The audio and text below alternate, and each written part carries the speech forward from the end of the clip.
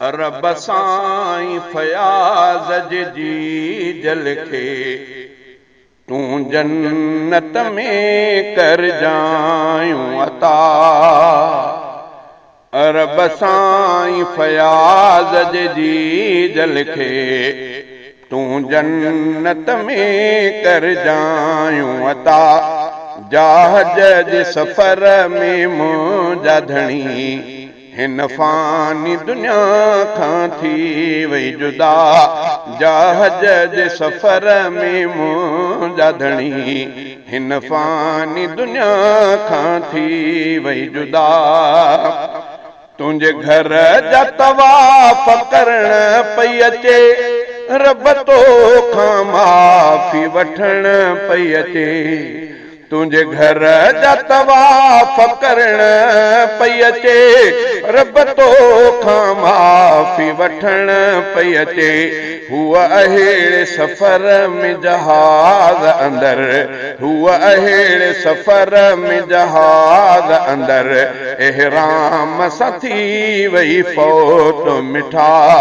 रब साईं फयाज़ जी जल खे तूं जन्नत में कर जायूं अता।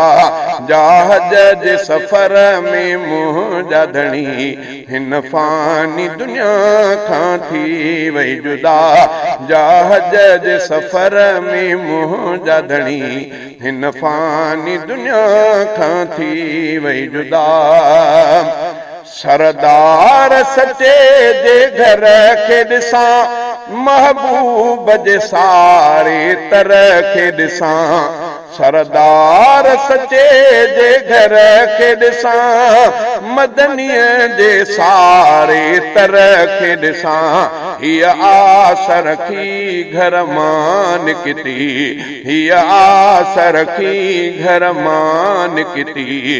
इन आस में राह में थी वई फिदा। रब साईं फयाज़ जी जल खे तूं जन्नत में कर जायूं अता। जहाज जे सफ़र में मुंहिंजा धणी हिन फ़ानी दुनिया खां थी वई जुदा। जहाज जे सफ़र में मुंहिंजा धणी हिन फ़ानी दुनिया खां थी वई जुदा। गॾु जंहिं सां मिठा हो वर पंहिंजो, हुयो साथी सचो शोहर पंहिंजो। गॾु जंहिं सां मिठा हो वर पंहिंजो, हुयो साथी सचो शोहर पंहिंजो। मके जे मुक़दस धरतीअ ते थी जेका दफ़न ऐ साईं सचा। मके जे मुक़दस धरतीअ ते थी जेका दफ़न ऐ साईं सचा। रब साईं फयाज़ जी जल खे तूं जन्नत में कर जायूं अता। जहाज जे सफ़र में मुंहिंजा धणी हिन फ़ानी दुनिया खां थी वई जुदा। मके जे मुक़दस धरतीअ खां मिटी हिन जी खयल हुई सच थो चवां। मके जे मुक़दस धरतीअ खां मिटी हिन जी खयल हुई सच थो चवां। जो जंहिं बि मिटीअ खां ठाहे थो, जो जंहिं बि मिटीअ खां ठाहे थो, करे उन खे दफ़न थो उतड़े ख़ुदा। जो जंहिं बि मिटीअ खां ठाहे थो, करे उन खे दफ़न थो उतड़े ख़ुदा। रब साईं फयाज़ जी जल खे तूं जन्नत में कर जायूं अता। जहाज जे सफ़र में मुंहिंजा धणी हिन फ़ानी दुनिया खां थी वई जुदा।